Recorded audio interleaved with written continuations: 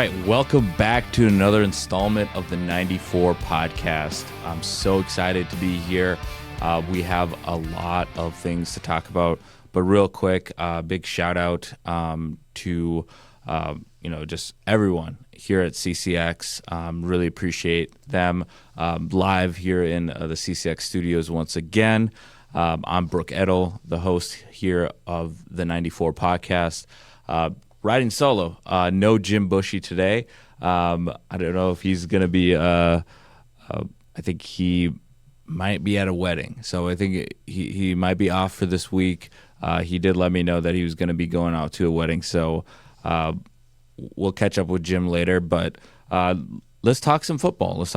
We have had some great football in Minnesota. We had the Gophers just win a Big 10 game against a ranked opponent against Nebraska. The 25th ranked Nebraska Cornhuskers were in town, and the Golden Gophers were able to prevail, winning 24-6 in an upset. Especially with Nebraska coming in undefeated. Huge win for PJ Fleck and the boys in maroon and gold. It's good to see that because there hasn't been too much positivity around Minnesota sports. I know we got the Minnesota Wild starting up. We also have the Minnesota Timberwolves right around the corner. I know a lot of fans are excited about the development of Rob Dillingham and what he's able to provide, especially with an aging Mike Conley on the Timberwolves roster. But the main thing is right now in Minnesota is the Minnesota Vikings. So let's not bury the lead. Let's talk about the Minnesota Vikings. They will be hosting the Philadelphia Eagles at US Bank Stadium. And who's going to be QB1? None other than Carson Wentz. It'll be the revenge game for Carson Wentz going up against his former team that actually drafted him. It's crazy to think about his career and where it's gone, in the 10 years that he's been in the league. But yeah, Carson Wentz, North Dakota Bison, NDSU, a lot of Bison fans out here in the Northwest community, so definitely want to shout them out. And they've been holding true in regards to their loyalty to Carson Wentz and the fandom that they have for him. And he will be getting the start against Jalen Hurts and the Philadelphia Eagles, who are coming off a 2-game losing streak. So I don't know how big this can get for the Vikings, but this is a huge game. First, you get to see what Carson Wentz is able to improve on from the last 2 games that were in Europe. You go 1-1. You lose against the Steelers 24-21, and then you were able to turn back around, and you're able to stay undefeated in the UK, and you win a game in London in Tottenham Hotspur Stadium. So the Vikings sit at 3-2, Philadelphia Eagles 4-2. As we take a quick look into the matchup here, what we're seeing is the Vikings stats right now. Points per game, Vikings are giving up 24.6, and points per game for the Eagles on their scoring, is 23.7. So just a little bit behind the Vikings. Vikings 13th, Eagles 15th. Yards per game that we're seeing the breakdown, 305 and 274. Time of possession is going to be an edge to the Eagles. And in this category, the Vikings edged the Eagles with 305 yards, 25th in the league, compared to the Eagles at only 30th in the league. This is crazy. This is coming back from the Super Bowl champs to start the year through the first 7 weeks now. And time of possession, edge goes to the Eagles with 30 minutes per game, so 30 minutes and 8 seconds. And the Vikings are averaging 28 minutes and 55 seconds with the football. So Eagles 20th, Vikings 23rd ranked in that stat. And total defensive sacks. This is going to be something that is going to be an issue with Carson Wentz if he continues to be the quarterback, is just taking those unnecessary sacks. So we'll see how the Eagles' front four goes up against the mash unit of the Minnesota Vikings offensive line. I think Will Fries has been the only consistent starter from week 1, and we'll see if there's some people that are going to be returning. I see that we do expect some more healthy players, especially after the off week, getting back into the rotation. But we'll see what Kevin O'Connell is able to do in regards to revamping the run game, especially with Jordan Mason and Xavier Scott. Really, pulling the weight right now, especially with Aaron Jones on the IR. Total defensive interceptions. This is where it's a little shocking. The Eagles are only at 3. Vikings not that much better at 2. Both comparatively, Eagles 19th in the National Football League. The Vikings are 22nd in that department. The total turnover differential, Eagles are +2, Vikings are -2. So as both these teams go into this matchup at US Bank Stadium, Jalen Hurts is looking to get back into a groove, and we've seen some frustration, not only from his receiving core, but the fans as well. Losing to the Giants, they don't take that very lightly in Philadelphia, especially with the media out there. They definitely want to see the results, and it doesn't matter if you just won the Super Bowl. The Vikings are going to get a very focused Eagles team that's not going to take them lightly, especially with Saquon Barkley, knowing the success that he's had against the Vikings in past matchups. So definitely be prepared for a geared up Eagles team that looks to definitely change the narrative in regards to those offensive struggles, especially the way that the second half went against New York.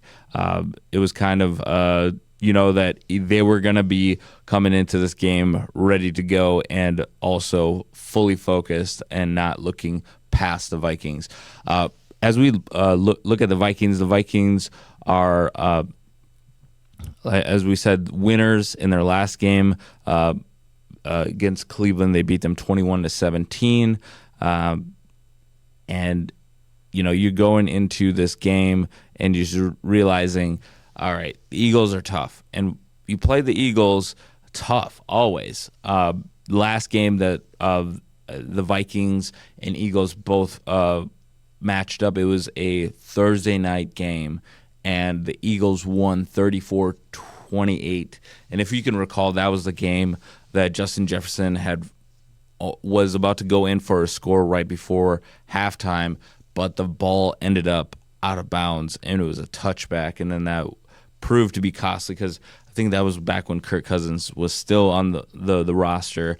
It came down to the last play, but that would have been nice to have those additional 7 points where in that case you're running out the clock, or you're more likely you're going to be ending up winning that game with that sequence going in your favor.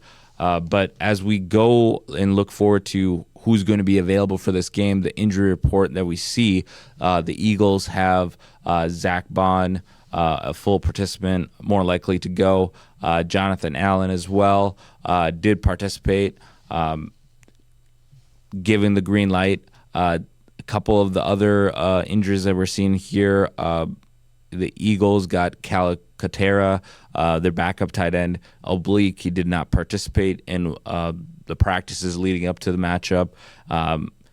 We also got Batty, I believe Tyler Batty, linebacker.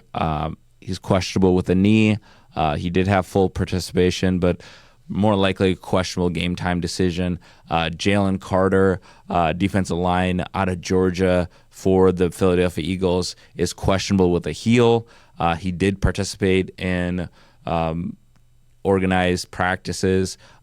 Blake Cashman for the Minnesota Vikings is questionable with a hamstring, but it was full participation throughout the week and is expected to play, and I expect him to play as well. Jordan Davis, defensive lineman, also out of Georgia. So a couple of Georgia brothers here for the Eagles. Full participation and is expected to play as a green light. And Christian Darrisaw, offensive lineman. This will be big in regards to keeping Carson Wentz upright in full participation for Christian Darrisaw.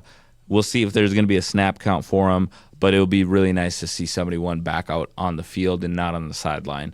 And as we take a further look into the overall matchup, the Vikings need this game. I feel like the Vikings are at 3-2. They have a lot of questions about J.J. McCarthy, and to kind of just put those questions to bed, you need J.J. McCarthy to play. But if J.J. McCarthy's not healthy, I don't think you want to go out there and ruin a young quarterback by throwing him to the wolves, especially a physical team like the Eagles, where you don't want your young player to be exposed, especially if they're not fully healthy, and just dealing with an ankle that is not right and doesn't give you that full scope of mobility. I think it is a wise choice that the Vikings are going to have him as an emergency quarterback, just in case, if everything goes horribly wrong, you still have J.J. McCarthy on the sideline ready to suit up. But we expect Carson Wentz to take 100% of the snaps, and if he was to get injured, we expect to see Max Brosmer, and J.J. McCarthy would be the emergency quarterback at third string. All right. The other matchups that we want to get into, and we could do a quick prediction too. I see the Eagles winning this game. I see it is an uphill battle. I see the Eagles winning this game 28-25. I think it's going to be a really close game. I just feel like the Eagles are just a better team. I just feel like they're a better team at this point. And I hope the Vikings prove me wrong. But I'm going Eagles this week. It's going to be a tough game. But yeah, especially with Jalen Hurts, he's going to be motivated to, keep the division lead. I mean, they sit at 4-2, which is not bad. But especially with Washington losing on Monday night, they see an opening, and they see Dallas and Washington. They're both going to be playing each other. So both teams are, going to be fighting that one out. That's going to be an old school NFC East rivalry. And then you got the Giants at 2-4. They're a young team, but I don't expect the Giants to do anything in regards to winning the division. I mean, they're going to be on the road at Denver. I think that's going to be a tough game for the Giants to pull that one out, especially with Patrick Surtain, a young quarterback, going up against Sean Payton. I think the Giants probably go 2-5. So after this game, we could definitely see the Eagles at 5-2, Vikings going back to 500 at 3-3. And as we take a look at the other games that are going to be impacted by this game, we see New Orleans and Chicago. Chicago, don't look now, they're on a 3-game winning streak, and I believe Ben Johnson's got the right recipe to at least work with the current roster that he has. He's getting that running game going. DeAndre Swift looked like a brand new player on Monday night, being able to re-energize that rushing attack for Chicago. They go host the New Orleans Saints, who sit at 1-5. I expect the Bears to win this game, especially being home. You got to protect home. And, Chicago has a real chance to go 4-2 here against New Orleans. And then we also got the London game with the Los Angeles Rams and the Jacksonville Jaguars. Top of the morning to everyone and the football fans. I got the Rams winning this game. I know it's going to be a close game, but I just feel like Trevor Lawrence being chased around by Jared Verse, and just they don't really have that consistent play from their rushing attack. I feel like some games they do have the ability to get that push, but I feel like Jacksonville is kind of up and down a little bit, and I feel like this game in London, I mean, they are unofficially the team that plays the most in international soil. So Jacksonville, I could almost be convinced that Jacksonville could win this game because of the neutral site. But I really like what Sean McVay has been able to figure out in regards to getting the ball out quick. Now Devontae Adams gets a chance to really get the lion's share. I know Puka Nacua was getting the lion's share of those targets from Matthew Stafford, but I feel like now Devontae Adams, Tutu Atwell, you're going to have to lean a lot more on your wide receivers in LA. Tyler Higbee, big target, Kyron Williams. Jacksonville, on the flip side, Trevor Lawrence, we'll see what he can prove. It's week to week with him in regards to how consistent he can be with Brian Thomas Jr. You got Trevor Etienne, and you want to see if you can get going. You also have Bashal Tutin. You got that offense. You got a lot of weapons. You got Parker Washington Jr., you got De'Ami Brown. Obviously, you got Travis Hunter, who had his best game a few weeks ago on Monday night against the Kansas City Chiefs. We'll talk about the Chiefs in a little bit. But, yeah, Jacksonville, I think it's going to be a close game, but I'm leaning Rams on this one. In between New Orleans and Chicago, New Orleans hasn't shown me anything where they can go in a tough environment and win a meaningful game. So I got the Bears and Ben Johnson, doing their better and getting their better best. I know that they got that kind of saying after every game or after every win. But, yeah, definitely impressed by what Ben Johnson has been able to do to right the ship after going 0-2, losing to the Vikings and Lions, and getting blown out by the Lions in Detroit after giving up the lead in Week 1 against the Minnesota Vikings. Being able to see that the Bears are able to come back. They won a couple games by the same score, 25-24. They beat Las Vegas, then they were off, and then they came back and they beat the Commanders 25-24 with a walk-off field goal. This time they didn't have to block a field goal to win the game. Yeah, you got to feel good. If you're a Bears fan, I'm sure you're feeling really excited about what you're seeing with Caleb Williams and Rome Odunze and DJ Moore, and I mean all aspects of that offense is kind of coming back into its flow right now. One game where I don't expect a lot of offense, though, is going to be Miami and Cleveland. I think Miami and Cleveland, two teams, 1-5, they're not going anywhere. These two teams will be at home come January. With Cleveland, you get to see Dylan Gabriel, but it's going to be in some really awful conditions, like 50 to 60 mile per hour wind, and you got Tua for Miami. You got Mike McDaniels. No more Tyreek Hill. Tyreek Hill's out for the season. Jalen Waddle has been stepping up, so we'll see what type of attack that we see. I mean, Devin Achane has been at least a bright side for the Dolphins, but a lot of tough luck losses. I mean, they lose last week to the Los Angeles Chargers in the closing seconds.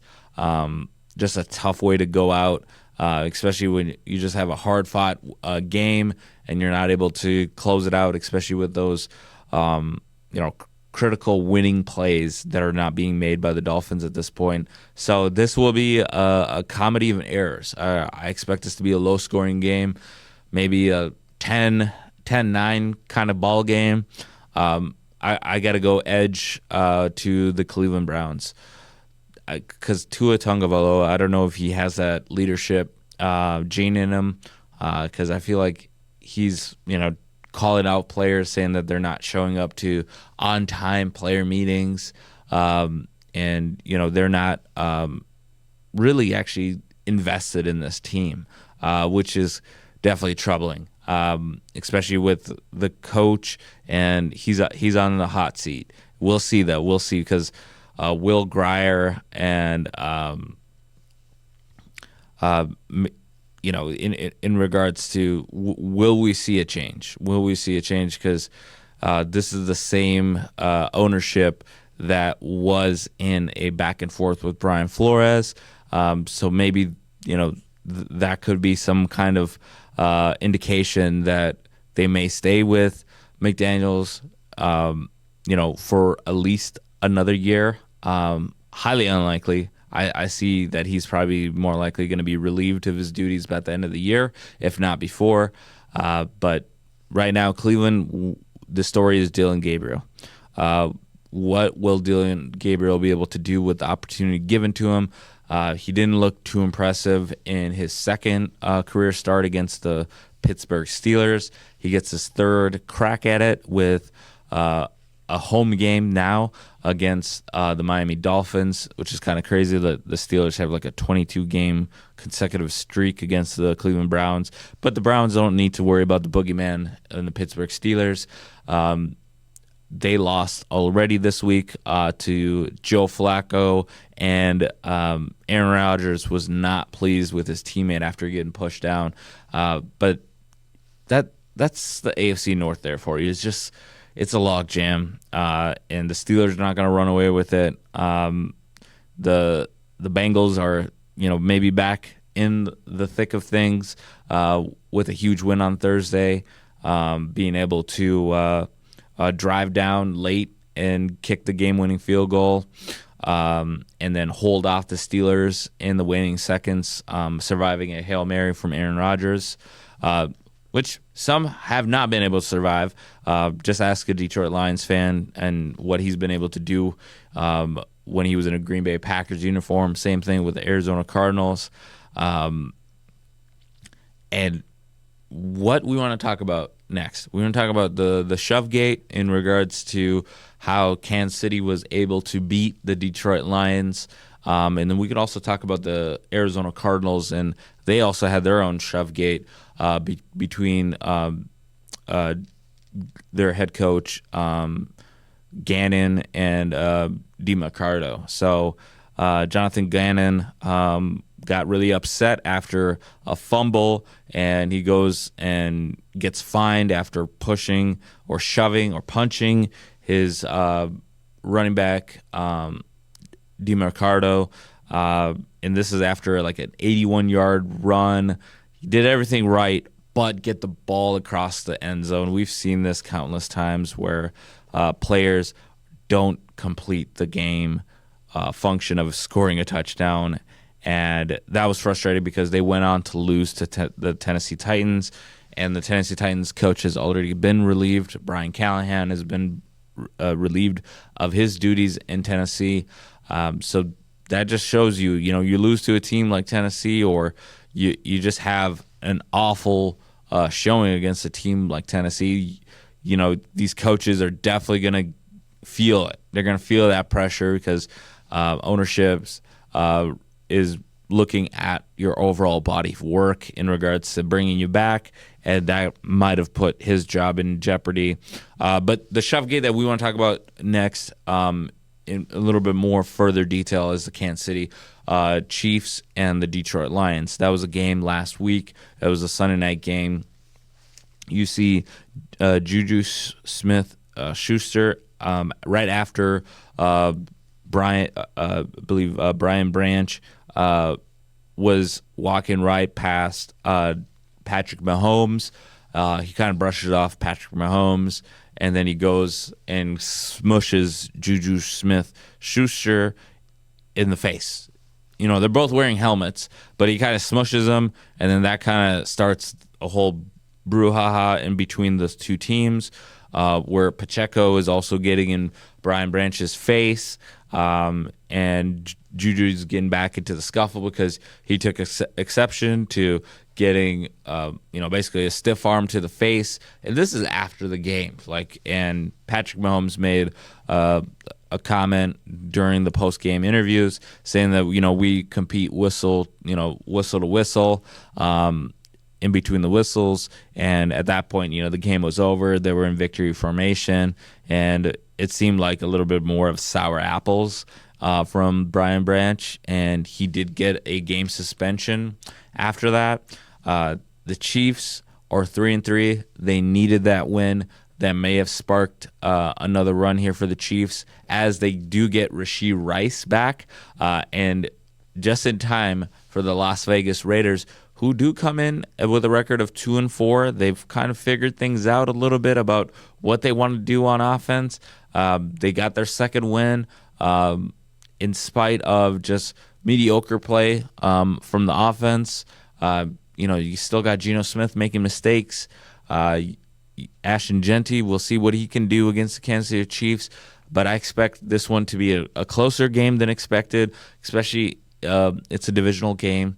The Raiders always play the Chiefs tough, and I know a lot of people are always surprised, like, oh, you think the Raiders are going to play the Chiefs tough? Yeah, they always do. They always find a way to figure out something that the rest of the NFL hasn't figured out about the Chiefs, just with the familiarity that they have. But I expect a close game, but I got the Chiefs winning this game. Let's just not really kid ourselves here. The Chiefs just normally find ways to win this game, especially with the Brock Bowers hampered or not likely to be a full go. You're going to get Michael Mayer, who did fill in nicely for him last week in the victory. But yeah, I got the Chiefs winning this game. Tough AFC West battle. Carolina and New York Jets. This is tough because Justin Fields just looks awful. I can't go on here and justify Justin Fields being a starter because he looks awful. He looks awful. The Jets are winless, the only winless team left in the NFL. They are desperate for a win, but Rico Dowdle is looking to punish the New York Jets defense. And I think this will be the matchup. We'll see if Rico Dowdle is able to sustain a rushing attack like he's been able to do the last 2 weeks. He looked really impressive against his former team, the Dallas Cowboys. And he told them before the game to buckle up. And after the game, they didn't buckle up. They must have took the wrong word of advice against Rico Dowdle. I think the Jets need to buckle up as well too, because they're soon to be 0-7. I don't see Bryce Young dropping this game to Justin Fields. This will be in the Meadowlands. It will be at MetLife, but I still feel the Carolina Panthers find a way to win this game and get above 500, and they join a lot of other teams in that NFC South race. Moving forward, Drake May and the New England Patriots are licking their chops, knowing that they get to go up against Cam Ward and the woeful Tennessee Titans.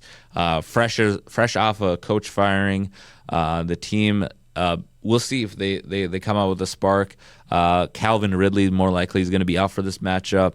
I got the Patriots in this game, even with Stephon Diggs more likely going to be on the sidelines for this game. And I really like what Drake May was able to do in regards to both throwing the ball, spreading the ball, and finding his receivers down the field. Been able to get a good chemistry with Kayshon Boutte, and then also Demario Douglas. Hopefully we see Hunter Henry resurface. And I know that Ramondre Stevenson and Henderson as well, Trevion Henderson. We definitely want to see if that rookie is able to make a bounce back here. And the Patriots are going to definitely need him, especially if they want to maintain that AFC East first place lead. We did talk about the Denver Broncos. This kicks off the late games. Denver Broncos hosting Jackson Dart and Cam Scatteraboo. Bo Nix R.J. Harvey, J.K. Dobbins, Cortland Sutton. They continue, keeping pace here. I mean, they are 4-2. They are behind the Chargers at 4-2. The head-to-head matchup with the Chargers winning with the buzzer beater field goal. So Broncos got to have this game. I'm going Broncos. I feel that defense is really tuned up, especially after the display that they had against the woeful Jets. I know it's Justin Fields, but they were able to hold serve, and Patrick Surtain, I think, is getting into midseason form at this point. So I think that's going to be tough sledding in regards to Jackson Dart in the passing attack. A lot of limited options there. But, yeah, the Giants will keep it close, but I got the Broncos winning this game 24-10.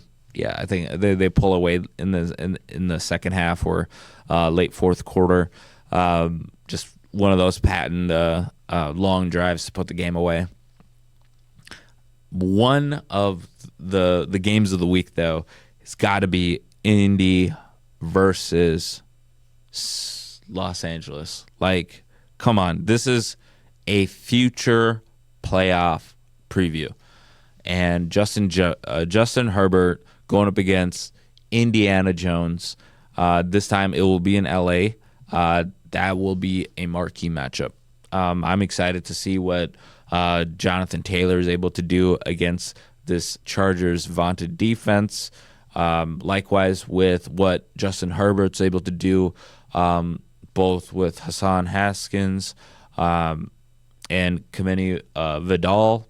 I know Omari Hampton's out, Najee Harris is out, so both of their top guys to start the season on IR already. We'll see how Jim Harbaugh is able to rally the troops and get the most out of that rushing attack. And with Ladd McConkey kind of coming to life in the last couple of weeks, we'll see if that connection continues to thrive, especially with Keenan Allen being banged up and also Quentin Johnston more likely going to miss some time. That will be one of the games that I will definitely keep an eye on for this weekend. And that brings us to Green Bay and Arizona. Green Bay sits at 3-1-1, obviously the tie against the Dallas Cowboys. And Arizona is sitting at 2-4. Just holding on right now. It doesn't look good. I gotta go Green Bay. I mean, I feel like Green Bay kind of owns the Cardinals in a lot of these matchups. Just better quarterback play, better running back play, obviously with Josh Jacobs and what he's able to do on the ground for the Green Bay Packers. Tight end play with Tucker Kraft, wide receiver play with Romeo Doubs, and Matthew Golden is kind of getting into form too. A lot of good things for the Packers. I mean, they were able to hold off Joe Flacco and the resurgent Cincinnati Bengals last week. The Arizona Cardinals will have less of a deterrence, I feel, for the Packers defense. I feel like Micah Parsons is going to have a field day against this offensive line of Arizona. They're going to limit a lot of things, I believe, unless they're quick. Quick throws for Kyler Murray. Or this is going to be Jacoby Brissett. This is going to be the Jacoby Brissett show. More likely, Brissett's going to get the go here. But, yeah, I got to go Packers. Packers probably in like a laugher, like 30-10. Like, I feel like the Packers are going to have a lot of success on the ground against Arizona. I think that's just going to be the game script. They're going to get up early and control the line of scrimmage. Moving forward, Washington and Dallas. I think this will be a fun game, a seesaw battle. It always is a seesaw battle between Washington and Dallas, especially with Jaden Daniels. Got to hang on to the ball. That's one thing that you got to knock Washington about last week and just in general. You got to be able to hold on to the ball to win the game. Bill, we got to see better. We got to see better ball security in general. The exchange between him and Jane Daniels cost them the game last week. There was a fumble earlier, and they're still believing in him. They're giving the rookie 17 touches. That was his career high. You expect to see more of Bill moving forward, but you just want him to shore up those ball security issues. And I think Dallas is, with the CeeDee Lamb back into the equation, I think that makes this even more intriguing. They've had some really good play. Flournoy has looked really good for them. Also, you get Turpin back. You get a lot of positivity with Jake Ferguson as well, and the chemistry that he has with Dak Prescott and Javonte Williams. Just last week was probably one of his worst games of the season or the 2025 campaign so far. We'll see how they bounce back with that rushing attack, and this will be in Jerry's world, so that will be a fun game to kind of flip back and forth between. This is kind of like a low-key, I feel like under the radar, pick'em game. You got Atlanta Falcons at 3-2 going on the road to Levi Stadium to take on the San Francisco 49ers and Mac Jones. So Brock Purdy has already been ruled out of this game. So we expect Brock Purdy out for another game. This will be the Sunday night game, but we do get to see George Kittle. So I expect George Kittle to definitely be, again, just like Rashee Rice, a couple guys have been out for their teams, significant pieces of what they do on offense. George Kittle to go right back into what he was doing, scoring touchdowns for the Niners. I think that helps them overall. Just get a little bit more stability because of all the early injuries so far for the 49ers. Obviously, you lose Fred Warner. You already lost Nick Bosa. So it's already tough. It's already tough for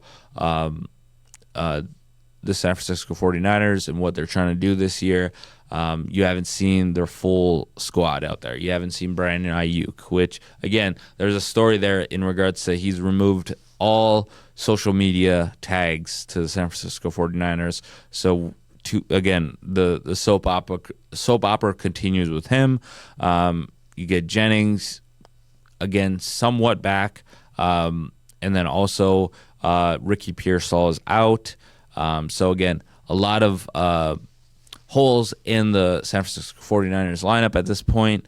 But, again, you still got Christian McCaffrey. You want to see if Christian McCaffrey can show up for this huge matchup on Sunday night. And on the flip side, you get Atlanta with Michael Penix Jr., Bijan Robinson, who had a career-high 170 yards and a score, and a huge signature win against the Buffalo Bills for Raheem Morris. And, yeah, just really fun to realize that, Atlanta's back. They got some weapons in Drake London and Bijan Robinson, Kyle Pitts as well. This is going to be one of those games where I feel like the team that has the ball last is going to win this game. Because I feel like Mac Jones and this defense are going to keep him in the game just like they did last week. It's just they couldn't make the plays.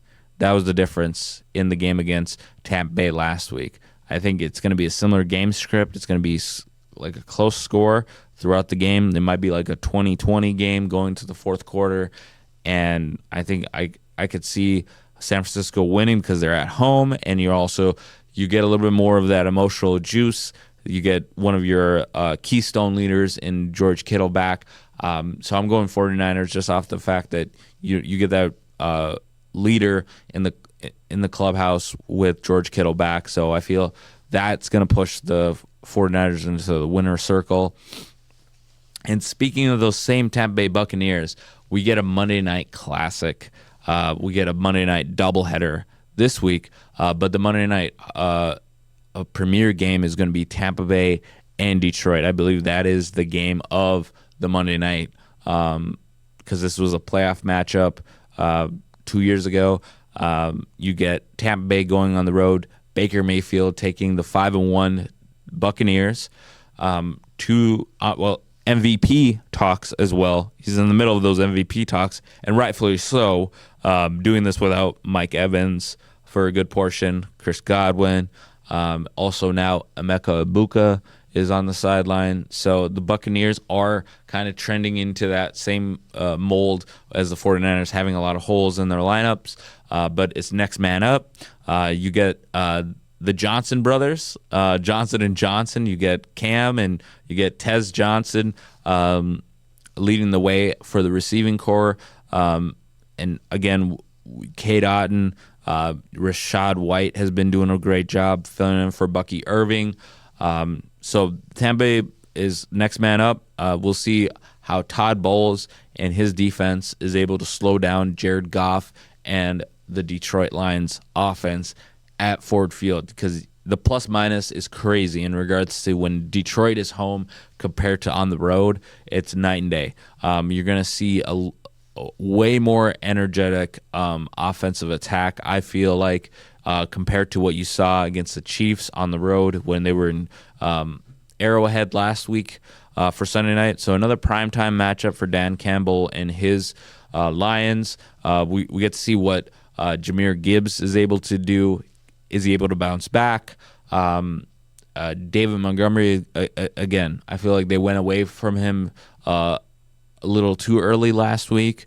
And Dan Campbell agrees with me. He says that he wants to see Montgomery a little bit more featured in the rushing attack moving forward, because he is an RB1 for most teams. It's just that he's an RB2 on Detroit's current roster because of Jahmyr Gibbs. They're 1A and 1B, Sonic and Knuckles. So what we're going to see here just would have been an all-time matchup of running backs if we had Bucky Irving and Rashad White both healthy, but we don't get Bucky back for this game. But maybe in the playoffs we might see this matchup, so this might be a playoff prelude. I got Tampa Bay win this one. I just feel like Baker Mayfield is playing on another level right now. The MVP talk is justified.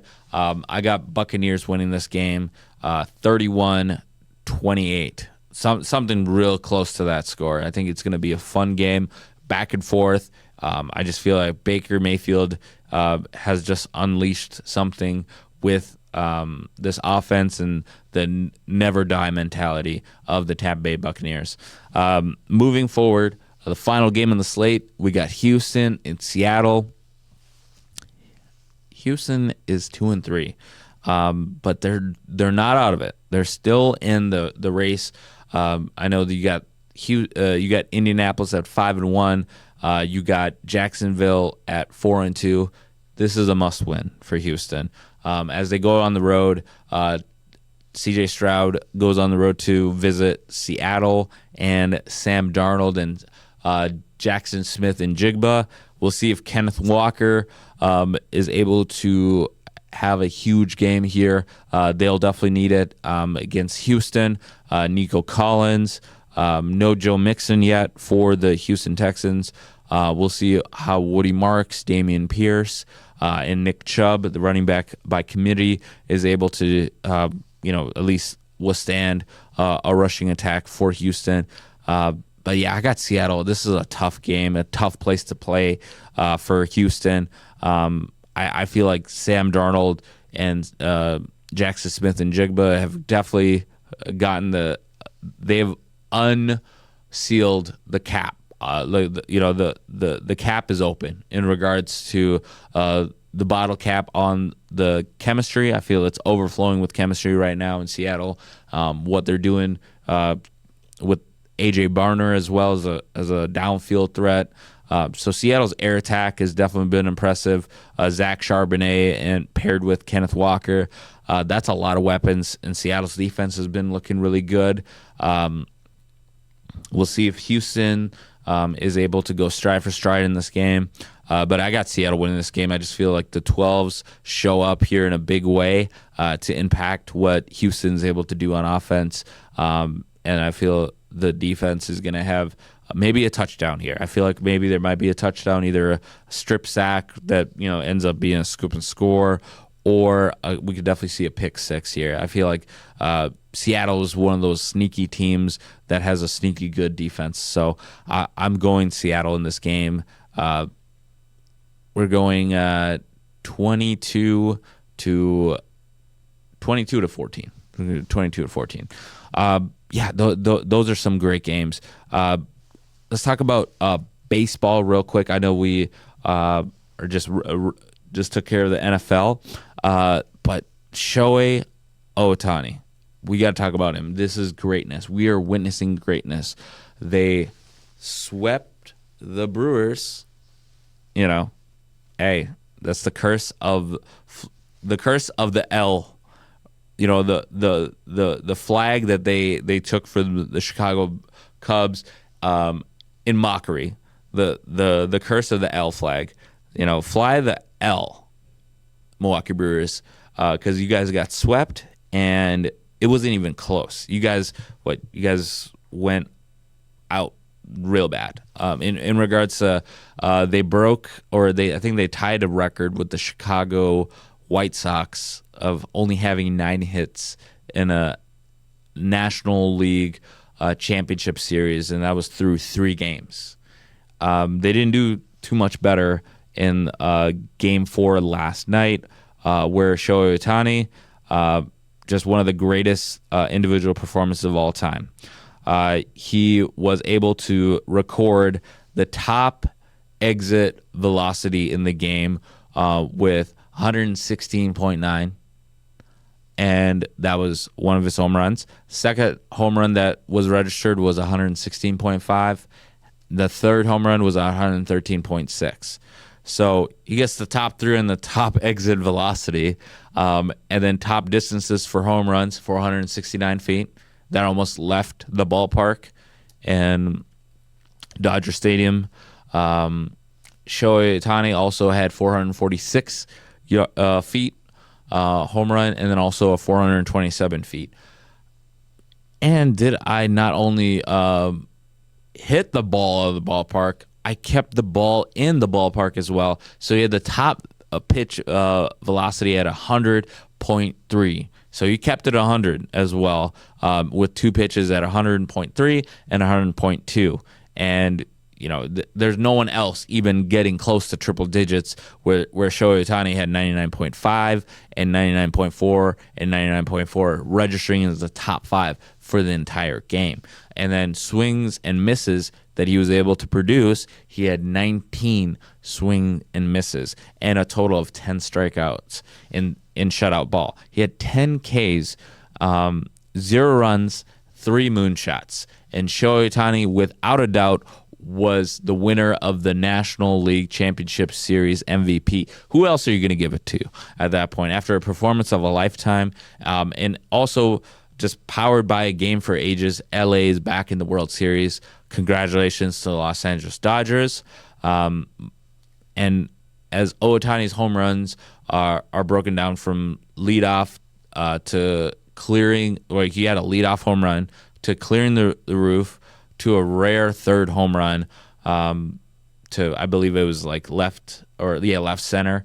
But what a matchup that Shohei Ohtani is going to be for anybody that survives the American League Championship Series.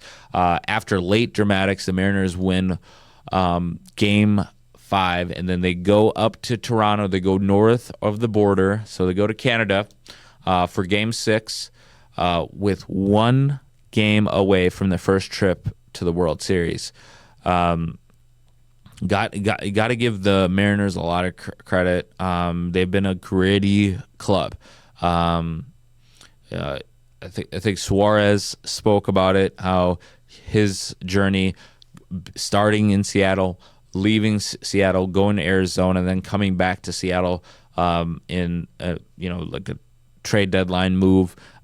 So he really wants to do this for the city of Seattle. They haven't been able to make it to a World Series, and the Toronto Blue Jays are going to be fighting to stay alive in Game 6. So we'll see how that turns out. But whoever survives that American League Championship Series, they are going to be facing a juggernaut in the LA Dodgers. They're pitching lights out.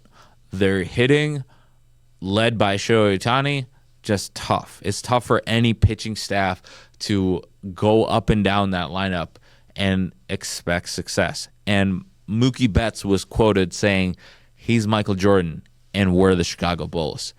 Wow. And this is coming from Mookie Betts, who's an elite player in his own right, but just realizing the greatness that Shohei Ohtani is putting on display right now is just amazing for the Dodgers. And Dave Roberts said, hey, we're 4 more wins away from ruining baseball. So, these guys are locked in. They realize what's in front of them. But again, we got October 24th coming up for Game 1 of the World Series. You got Game 6 coming up. And potentially a Game 7 before the World Series starts next week or I believe next Friday on the 24th. So we'll see. One of those two teams will be taking on the Dodgers. I just expect this to be a fun series to get us to the World Series. So the next 2 games, if there's a Game 7, we will see how that will shake out. But just an exciting time for baseball in regards to just seeing one of the most historical performances put out there in a game-clinching. Well, it was a sweep in 4 games, but it was clinching a ticket to the World Series. The Dodgers felt like they were so calm after that game. They were almost expecting to have that victory. But yeah, what a time for Major League Baseball. We'll continue to just marvel at this Shohei Ohtani historic Game 4 performance that will be talked about for the ages, with Shohei Ohtani going 3 home runs and strikes out 10 in 6+ scoreless innings to earn the win in Game 4. Not only did he beat you on the mound, he beat you at the plate, and that was just entire complete dominance of the Milwaukee Brewers in 4 games. All right, so that brings us to what we are looking at now for the college football. Let's take a quick gander at college football and what we're seeing in regards to the games that are going on right now, especially the big news with James Franklin being let go and being handed $49 million in that buyout. That's astronomical money in regards to all right, we're just going to do this buyout, and what is going to be in store for Penn State. I know Penn State is taking on Iowa, and that's just a strange game in regards to almost 2 weeks ago you're getting ready for Penn State and Oregon. They were hosting College Game Day. It's a whiteout game. You're expecting Penn State to be in the middle of the Big Ten race for a good portion of the season, at least, or at least leading up to the game against Ohio State for I think it was going to be the end of I think it was going to be November 1st for that matchup. But a lot of things are just kind of just being moved around, especially after James Franklin being let go. That job is a hot spot, and we don't know who's going to get it, but it will not be Coach Sig with Indiana, who is going to stay because he just extended for 8 years, $92 million. So, yeah, Coach Sig is going to stay with Indiana. Again, we don't know what's going to happen with the rest of the coaching vacancies. Again, you got a lot of coaches that are going to be looking for the Penn State. Dan Mullen, for one, could be a name that could definitely be attached there. Matt Rule, I know Matt Rule just got beat by the Gophers, so that doesn't look good on the resume. But again, he has Penn State connections, but it does help get a little bit of the clutter out with Cincinnati, getting that 8-year, $93 million deal at Indiana. I think that helps everybody kind of just get an idea of who's going to be at least looking at that Penn State job. Also, Michigan State is looking for a head coach, and that could be James Franklin's natural move to move into Lansing and be able to take on Penn State and continue to strive for a national championship. And he was on game day, and he did talk about he is kind of in shock as well, because that's kind of surreal in regards to spending over 12 plus years at one university, and just being told that you're no longer going to be coaching this program, and also the relationships that you're going to have to mend or away from campus. But a lot of big games going on.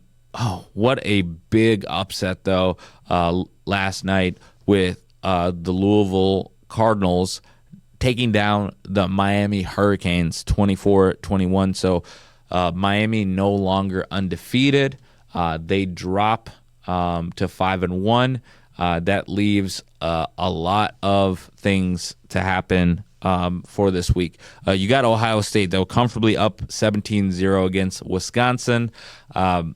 You got Indiana right now in a contested game against Michigan State, 14-10, and that's still in the first half. First half scores right now for Georgia and Ole Miss. Georgia's up 10-7 on number 5 Ole Miss, but Ole Miss is driving and does have the ball at the Georgia 44 with 3rd and 3 coming up. So yeah, a lot of good games coming up for the college football scene. You got Texas A&M going on the road against Arkansas. So that will be a huge game in Fayetteville. See if Texas A&M is able to stay undefeated with an unblemished record in the SEC. You got Oregon going up against Rutgers, so they'll be on the East Coast. That'll be a 5:30 kickoff. You got Texas going up against Kentucky. Brand new SEC rivalries here, kind of budding. And then you get the classic matchup of Alabama versus Tennessee at 5-1, and Tennessee 5-1. So both these two teams trying to get to Atlanta in the SEC championship. Georgia's trying to stay alive, not trying to go down with the second loss here against Ole Miss, and Ole Miss trying to stay undefeated and stay in that top 5 and potentially move up, especially with Miami losing. And then now you get the classic matchup of USC versus Notre Dame. One of my good friends, Chris, is actually going to be visiting his daughter, and he will be going to the game. Also, one of my really good friends is going to be at the Iowa-Penn State game. So yeah, that will be definitely some fun games to kind of just talk with them in regards to those outcomes coming up. Also, I know some of the matchups that happened earlier on Friday, Louisville beating Miami 24-21, Minnesota beating Nebraska 24-6, and then Vanderbilt taking down the LSU Tigers 31-24. And Pavia strikes the Heisman pose as Vandy outlasts LSU. So no go Tigers, but it's go Commodores. I guess it's Lionel Richie making a comeback. And then you got Georgia Tech that beat Duke, and then Oklahoma beat the Gamecocks 26-7. So Boomer Sooner there for Brett Veneville and the Oklahoma Sooners. Just a lot of great activity and real fun games in regards to Houston and Arizona went down to the wire with Ethan Sanchez hitting a game-winning 41-yard field goal for Houston. What a way to win that game at the Horn. Just a fun game between Arizona and Houston. Houston goes to 6-1 with the victory there. A lot of great matchups. Just a really exciting time of year in regards to the overall rankings. And then we'll just take a quick look at the rankings here before we put this topic to bed. Ohio State started the week at number 1. We talked about Miami being 2, Indiana 3, Texas A&M 4, Ole Miss 5. Those are the top 5. And then you got Alabama, Georgia, Texas Tech, Oregon, LSU. LSU will more likely drop out of that. Oregon with a chance to move up. Georgia has a chance to move up. Alabama has a chance to move up. Same thing with Tennessee. Georgia Tech more likely will move up. They're 6-0, but they're a quiet 6-0 as being ranked the 12th ranked team. But again, we've seen these with the college football playoff. You just got to stay in the hunt. You just got to stay in the hunt. It doesn't matter as long as you can stay in the hunt. And by the time Thanksgiving rolls around, if your team still has a chance to be considered by the community, you're in good graces at that point. In regards to your body of work has spoken for itself. Right now, halfway through the schedule, you want to be in at least that range of you don't have more than 2 losses. I feel like more than 2 losses at this point eliminates you. Notre Dame trying to stay alive against USC. USC had a huge win against Michigan last week. And, just it's kind of nice to see all the rivalries of college get into the NFL with Amon St. Brown and Aiden Hutchinson. Aiden Hutchinson was forced to wear the USC Trojans colors since Amon St. Brown went to USC. And the friendly wager between him and Aiden Hutchinson, who obviously went to Michigan. Michigan lost, so he was wearing some USC colors. And now, as you can kind of just see, those are some of those teams with the outside chance. USC at 5-1, Utah at 5-1, South Florida 5-1. I mean, they've been kind of quiet ever since their huge win against Florida that got them ranked. And then Cincinnati at 5-1, and then Illinois rounds the top 25 at 5-2. Obviously, we expect Nebraska to probably drop down out of the top 25 with the loss against Minnesota, and we'll see where that will bring Minnesota. I think they'll be 4-2, but again, it's still early in the season. You got a lot of movement. But early on, you got to like where you are, especially if you're in Georgia, especially if you're in Alabama.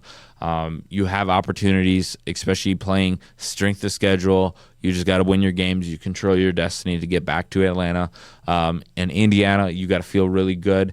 You got some tough games coming up. But as long as you're able to take care of business today against Michigan State, after Michigan State, you're looking at UCLA. That's a winnable game.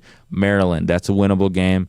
Penn State, that became even more winnable game, especially after you lose Drew Allar, and then obviously no more James Franklin at Penn State. And then Wisconsin is kind of turning into a basketball school. Let's just be honest with ourselves. And then Purdue, same thing, basketball school.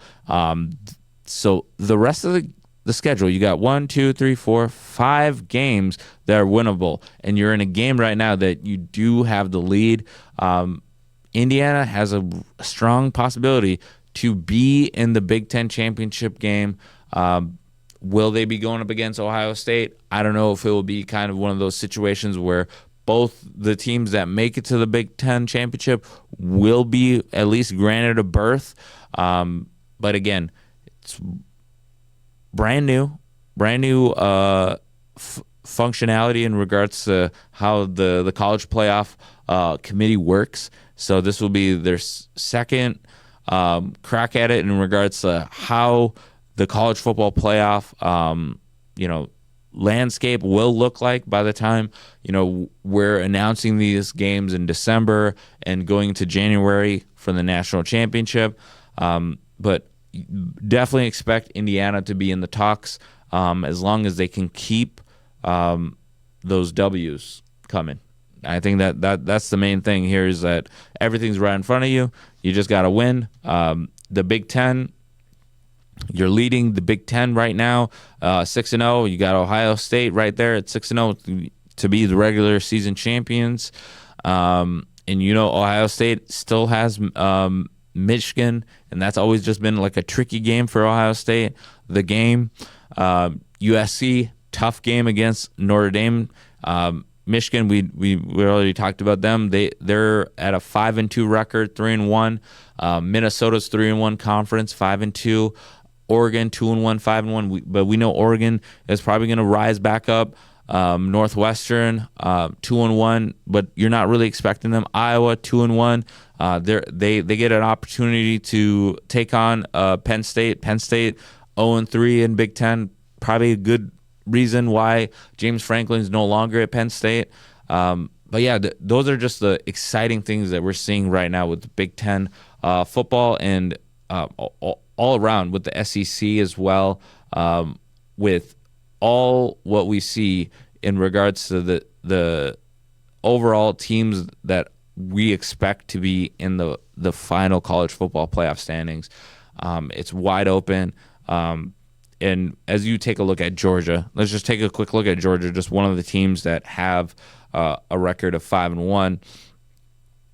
You get Ole Miss, then you get Florida, Mississippi State, Texas, Charlotte, and then you get good old-fashioned hate with Georgia Tech. And Georgia Tech's undefeated. So when you kind of put 2 and 2 together, Georgia still has a road to Atlanta and a road to the college football playoff.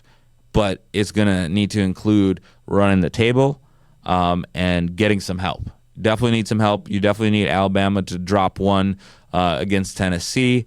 And you just got to be able to hold serve the rest of the way because Georgia's right now in that uncomfortable 3-1 spot behind 3 teams that are undefeated in conference play, Alabama being one, Texas A&M being one, Ole Miss being one.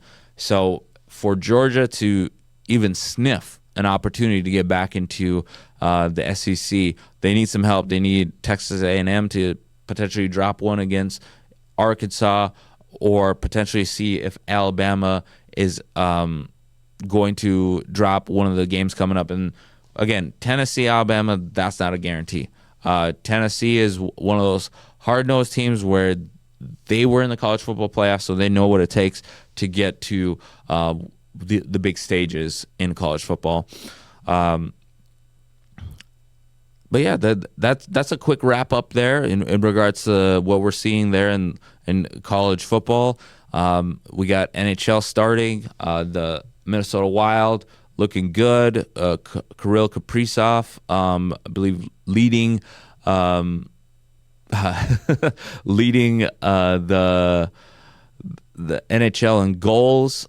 So just really excited to see how the Minnesota Wild are able to do, just in regards to just building off that momentum. They got a big game against the Flyers later today. We'll see as well with how Kirill Kaprizov is actually second right now behind Jake Eichel with 11 points. 11 points. And Kirill Kaprizov is at 9. Matt Boldy at 9. And then Martin Nikias for Colorado at 9. And then William Nylander for Toronto at 9. So, yeah, I think that is impressive in regards to, like, all right, early start, quick start. The Wild, as we see them today, just a quick snapshot. The Wild sit at 2-3-0, so they have 4 points. They are at the bottom of the Central. It's early. We're not panicking. Then you got the Blues, and then you got the Blackhawks. Then you got Predators. Then you got the Utah Mammoth. So they're no longer the Utah Hockey Club. They're the Utah Mammoth. And then you got the Dallas Stars, and you got the Winnipeg Jets, and you got the Colorado Avalanche with a peerless record of 4, 0 wins in regulation, and 1 overtime loss. leading the way in the Central. And then you got the Vegas Golden Knights leading the way in the Pacific, all the way down to Seattle Kraken, Vancouver Canucks, Edmonton Oilers, Anaheim Ducks, Los Angeles Kings, San Jose Sharks, and the Calgary Flames. So that's just a quick whip around the NHL. We got the East Coast. We got Red Wings and Hurricanes are the only teams to. I think Carolina is the only team that has yet to lose a game at all. So they're 4-0-0 with 8 points. And yeah, Carolina is doing a really good job of just just getting those points early and just staying hot. And the Red Wings doing the same as well with a 4-game winning streak. So yeah, the Florida Panthers surprisingly are 3 wins and 4 losses. But when you think about it, they got probably the biggest targets on their backs, being the back-to-back champs. So we'll see how that works out. But fun note before we say goodbye here on the 94 podcast, ex-NHL great Jaromir Jagr at 53 starts his 38th professional season. So at age 53, Jaromir Jagr began his 38th professional season by playing on the 4th line for his hometown Kladno Knights in a 3-1 victory over Viti Vishais in the Czech League. So glad to hear Jaromir Jagr is still out there skating at 53. So that gives everybody hope in regards to the NHL, in regards to some of these players that want to continue playing the game. Just like Joe Flacco said, "Hey, I've earned the right to play the game," and he's really out there for the love of the game. He's got the money, he's got the resources to take care of his family, but he still wants to go ahead and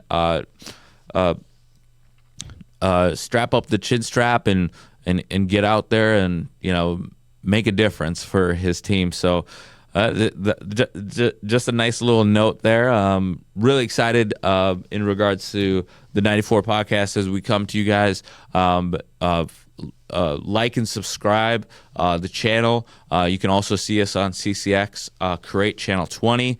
But yeah, just make sure to like and subscribe. Also follow us on Twitter. Also follow us on Instagram. We also got a TikTok channel coming out. So yeah, definitely be on the lookout for that. We're really excited to keep engaged with our fans and bring you guys more of what you're looking to learn about in regards to the community, the sports scene. Just really excited to bring that to you guys. But other than that, here in the 94 podcast, we'll see you at the TOP, and we're out.